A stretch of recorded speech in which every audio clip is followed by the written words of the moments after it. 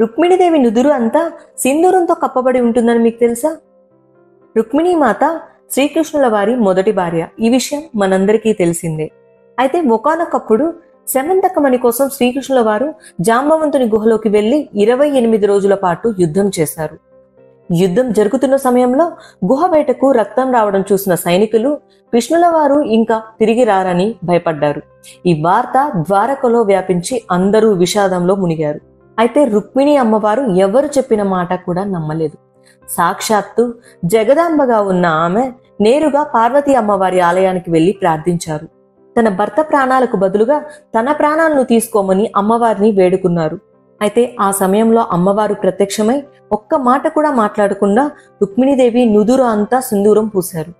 ఆ క్షణమే శ్రీకృష్ణుల వారు సురక్షితంగా ఉన్నారని రుక్మిణీదేవి గ్రహించారు.